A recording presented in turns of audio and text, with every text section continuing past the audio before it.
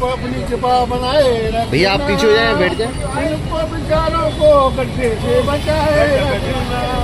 लोहामंडी के आलमगंज में पानी की टंकी के सामने हुए 4 फीट गहरे गड्ढे को एक दिन बाद भी न भरने से सपा नेताओं ने शुक्रवार को नगर निगम के खिलाफ अनूठा प्रदर्शन किया। सपा नेता विनय अग्रवाल, सतीश चाहर और पूर्व पार्षद राजपाल यादव ने गड्ढे का पूजन कर आरती उतारी और फूल अर्पित किए। सपा नेताओं ने गड्ढे से प्रार्थना करते हुए कहा कि जनता पर कृपा करना, किसी को नुकसान मत पहुंचाना। विनय अग्रवाल ने कहा कि सड़कें खोखली हो चुकी हैं, स्मार्ट सिटी में 1000 करोड़ रुपए बर्बाद किए जा चुके हैं। पूर्व पार्षद राजपाल यादव ने कहा कि नगर निगम कार्यालय के सामने गड्ढा है, लेकिन एक दिन बाद भी नहीं भरा गया। इस दौरान टीटू पंडित, मौनी पारेख, अशफाक अहमद, राजकुमार माहौर, मोहित यादव, हिमांशु यादव, पंकज गोयल आदि मौजूद रहे। आगरा में लगातार हो रही बारिश के बीच एक बड़ा हादसा होते होते टल गया। यमुना पार के पीली पोखर इलाके में पानी से भरे गहरे गड्ढे में सवारियों से भरा ऑटो पलट गया। ऑटो में 3 महिलाएं और 2 छात्राएं सवार थी।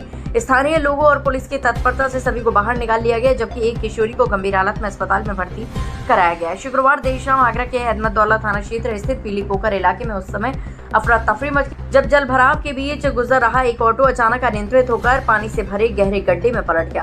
ऑटो में 3 महिलाएं और 2 छात्राएं सवार थी। बताया जा रहा है कि जल निगम की पाइपलाइन डालने के लिए करीब 10 फीट गहरा गड्ढा खोदा गया था। लगातार बारिश के कारण गड्ढा पूरी तरह पानी से भर गया था और कथित तौर पर वहां पर्याप्त बैरिकेडिंग नहीं होने से ऑटो चालक को गड्ढे का अंदाजा नहीं लग सका। ऑटो पलटते ही उसमें सवार सभी लोग पानी में डूबने लगे और मौके पर चीख पुकार मच गई।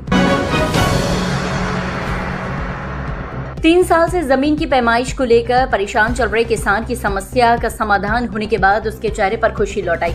मामला बात तहसील के बसई अरेला गांव में स्थित किसान की जमीन से जुड़ा था। लंबे समय से पैमाइश नहीं होने के कारण किसान अधिकारियों के चक्कर काट रहा था। बताया गया कि किसान ने अपनी जमीन की पैमाइश को लेकर जिला प्रशासन से शिकायत की थी। मामले में डीएम के हस्तक्षेप के बाद जमीन की पैमाइश का कार्य पूरा कराया गया, जिससे किसान को राहत मिली। समस्या के समाधान होने से खुश किसान शुक्रवार को जनसुनवाई के दौरान डीएम से मिलने पहुंचा। किसान अपने खेत में तैयार हुए ककोड़ी की सब्जी लेकर आया था। उसने अपनी खुशी और आभार व्यक्त करते हुए ककोड़ी की सब्जी डीएम को भेंट की। डीएम ने भी किसान की ओर से स्नेहपूर्वक लगाई गई सब्जी को खुशी खुशी स्वीकार किया। आगरा में भारत की पहली हंटर फील्ड टारगेट यानी HFT शूटिंग चैंपियनशिप शुरू हो गई है। अरतौनी स्थित आगरा पब्लिक स्कूल में आयोजित इस 2 दिवसीय प्रतियोगिता में देश के अलग अलग राज्यों से 75 निशानेबाज पहुंचे हैं। इस प्रतियोगिता का आयोजन rim fire and air rifles bench state shooting association of India यानी RABSAI की ओर से किया जा रहा है। चेयरमैन रजत विज और अध्यक्ष हिना विज ने बताया कि इस प्रतियोगिता का मकसद भारतीय खिलाड़ियों को अंतर्राष्ट्रीय स्तर की HFT प्रतियोगिताओं के लिए तैयार करना है। HFT शूटिंग की खासियत यह है कि खिलाड़ी को लक्ष्य की असली दूरी पहले से नहीं बताई जाती है। उसे अपने अनुभव, एकाग्रता और तकनीक के आधार पर दूरी का अंदाजा लगाकर निशाना लगाना होता है।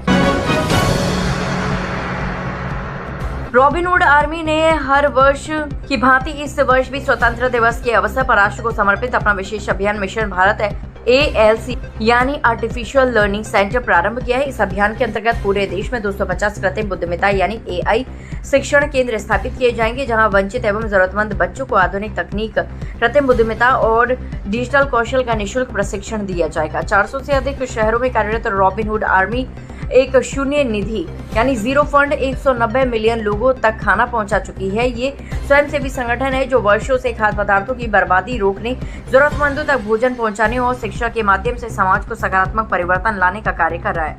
इसी अभियान के अंतर्गत आगरा में 2 कृत्रिम बुद्धिमत्ता शिक्षण केंद्र प्रारंभ किए गए। पहला केंद्र मित्तल कंप्यूटर कमला नगर और दूसरा आगरा विश्वविद्यालय के सहयोग से शुरू किया गया। स्पॉन्सर्ड बाय भारत यात्रा कैब सर्विस। आपकी यात्रा हमारी जिम्मेदारी।